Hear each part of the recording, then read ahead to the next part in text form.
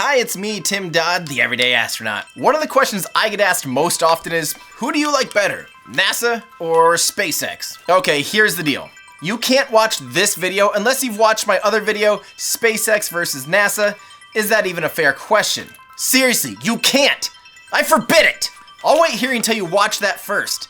It's honestly the only fair way to paint the full pictures of these two entities. Okay, now that you've watched that, although I don't think it's fair to compare a government agency to a private company in general, there is one thing we can truly compare apples to apples. Or shall I say rockets to rockets. And that's rockets. Wait. So in this video, we're going to look at some rockets past, present, and future from SpaceX and NASA and check out their capabilities, their costs, and their overall designs in an attempt to really help compare the two. So, NASA rockets versus SpaceX rockets. Considering what we learned in that last video, this one might get interesting. Let's get started. 3, 2, 1, 0, and liftoff.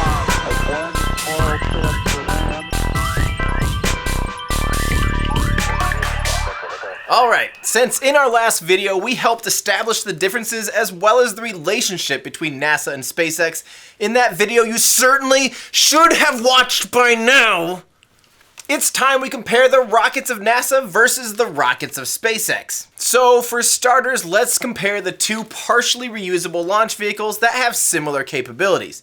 NASA's Space Shuttle and SpaceX's Falcon Heavy. I don't think the Space Shuttle needs much of an introduction, but let's tee it up like this.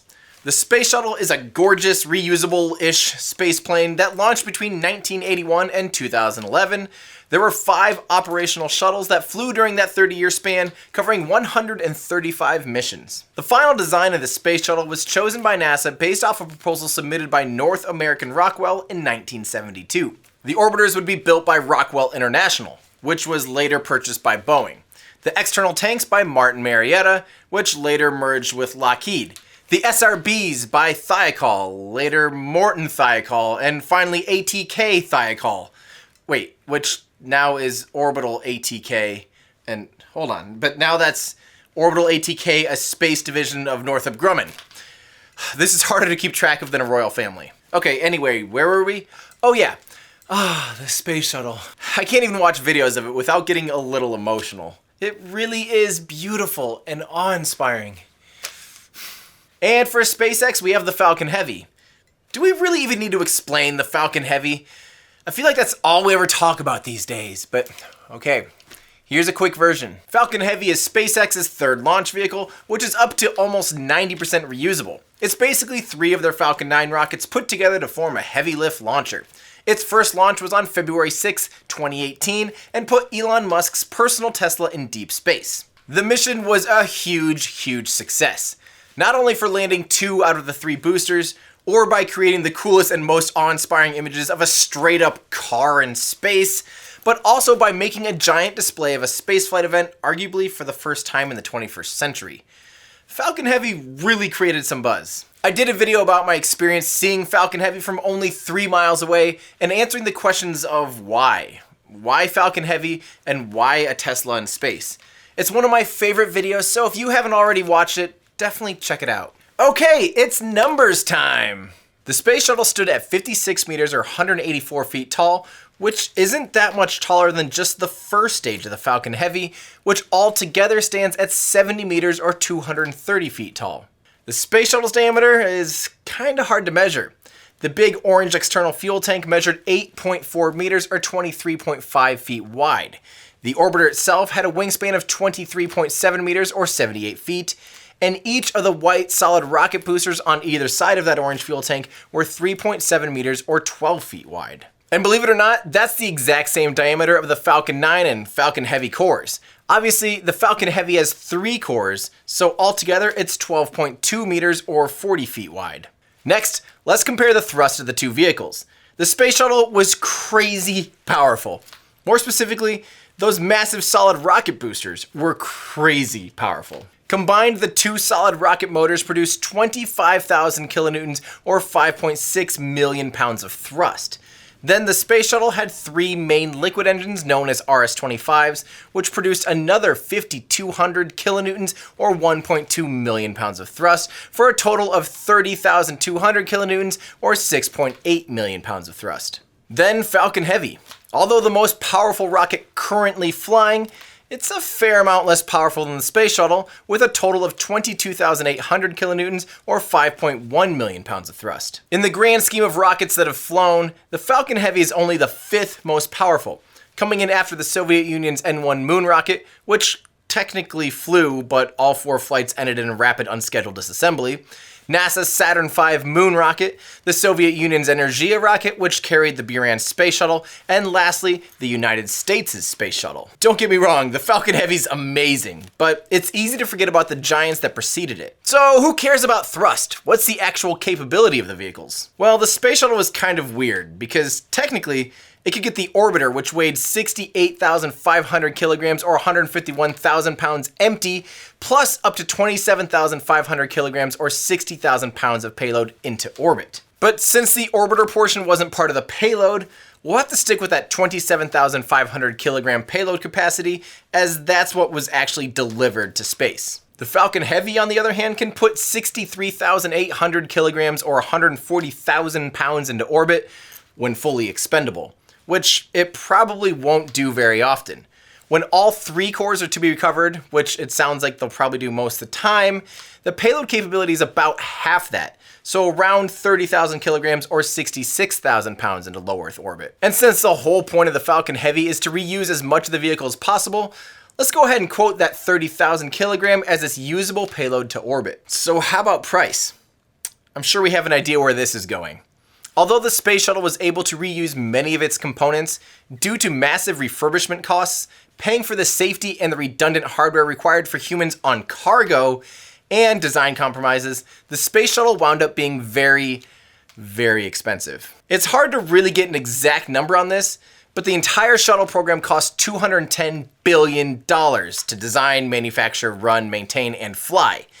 Divide that by the 135 missions, and you get a cost of around $1.5 billion per launch. Okay, that might be unfair, considering that's not the price tag a customer looking to launch on the space shuttle would pay.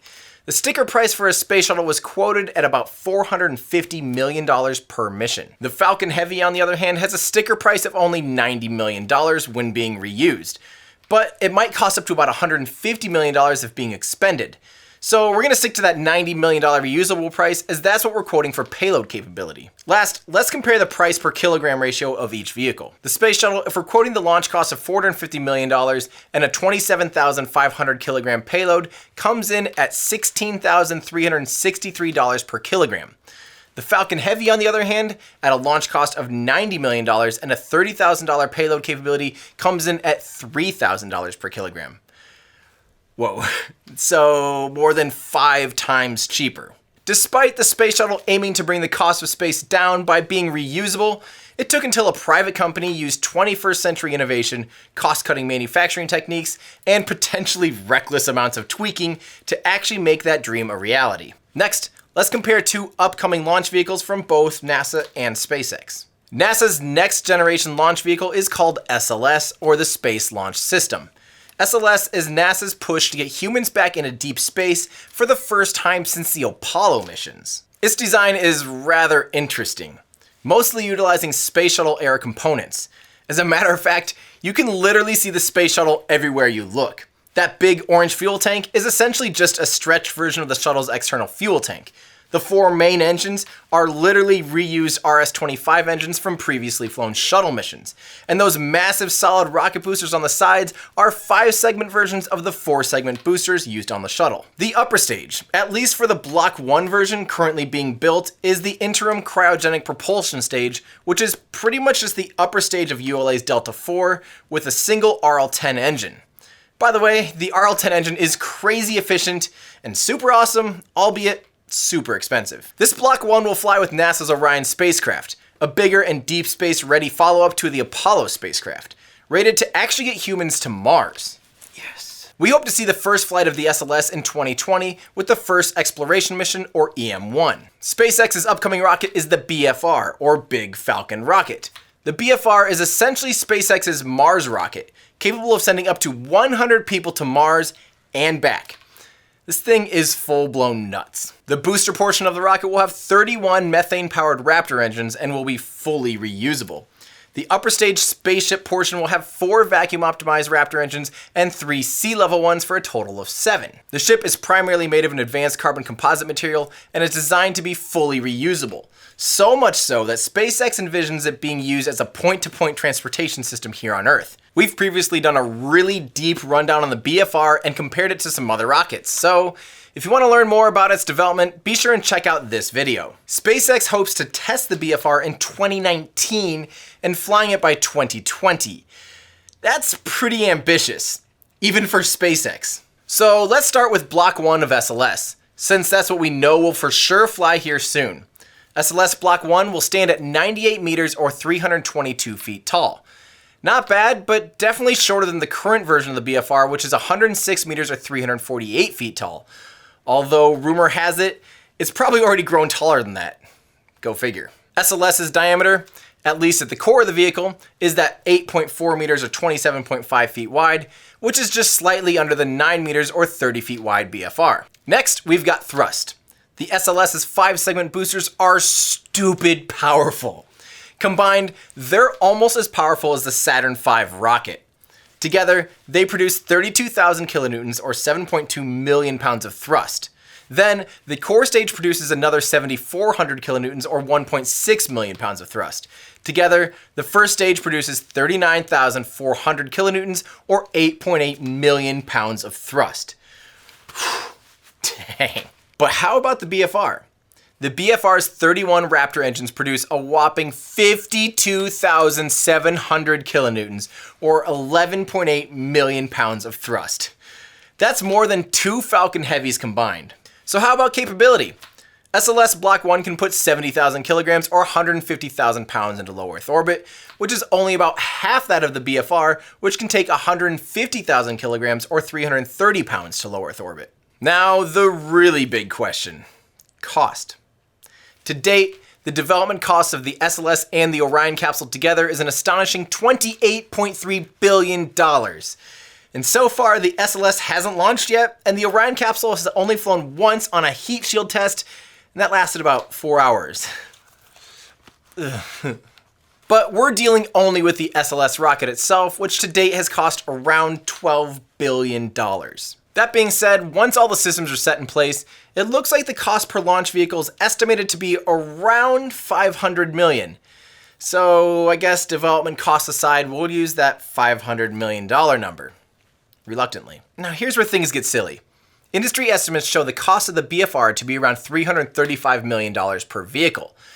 But the real game changer is the fact that the rocket can be reused over and over and over again, with the actual launch cost of only around $7 million. SpaceX even claims it'll be cheaper to launch the BFR than it was to launch their first little baby rocket, the Falcon 1, due to the primary cost of the BFR's flight just being the fuel.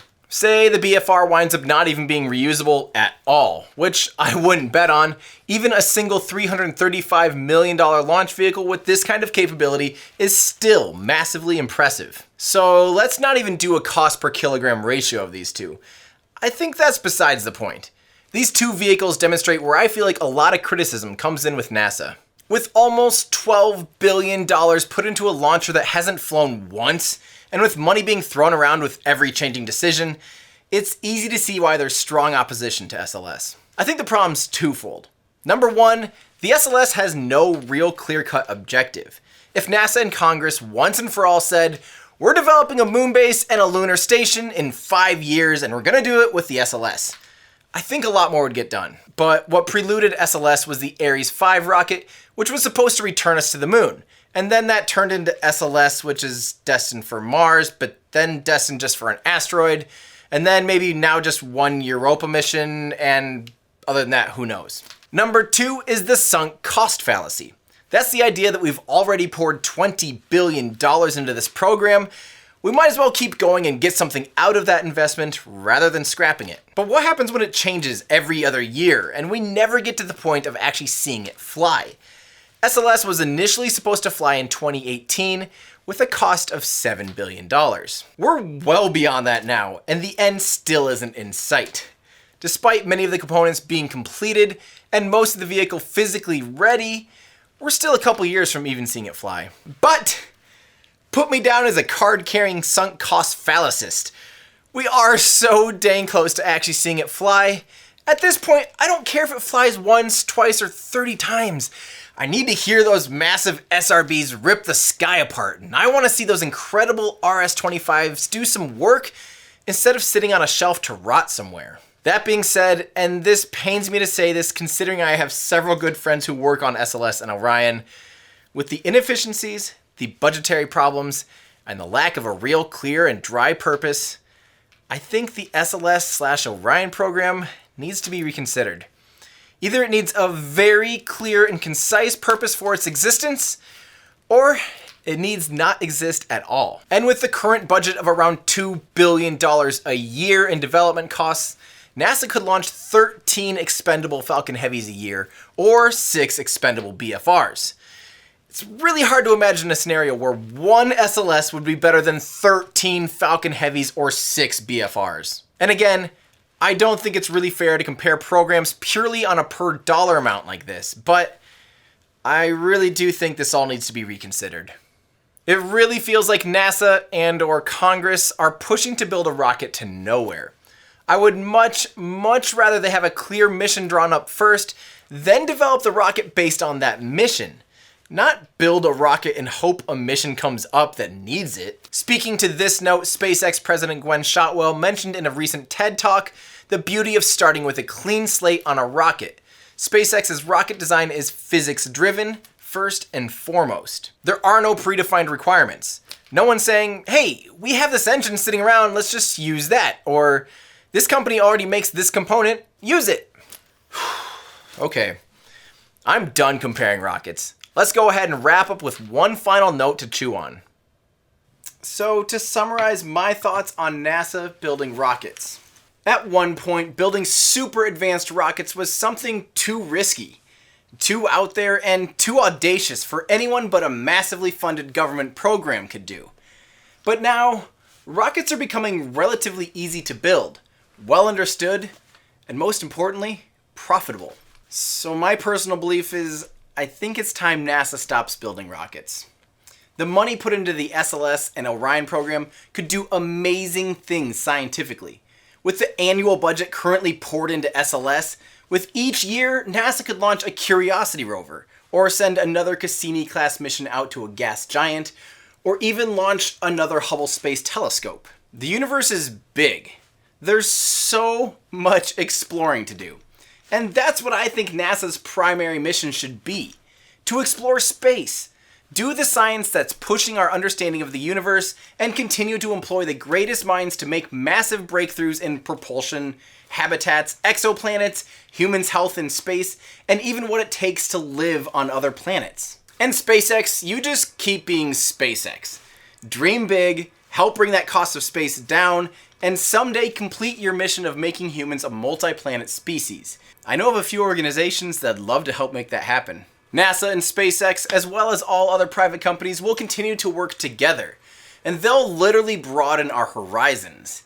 It's not an us versus them thing. Space is only an us thing. As I say often, space is the one border us humans share. As soon as we get off this planet, it's no longer this neighborhood versus that neighborhood, this city versus that city, this state versus that state, this country versus that country. No, it's humans versus the universe. So what do you think? What do you see NASA's role being in the future? Do you think they should continue to work on the SLS or scrap it? Let me know if you have any other questions on this topic. What do you think NASA's role should be moving forward? Do you still think it's NASA versus SpaceX? Let me know your thoughts in the comments below. As always, I owe a huge thanks to my Patreon supporters for helping make this and other everyday astronaut content possible. I owe a super extra special thanks to those patrons in our exclusive Discord channel and our exclusive subreddit for helping me script and research. If you want to help contribute, please visit patreon.com/everydayastronaut. Thank you.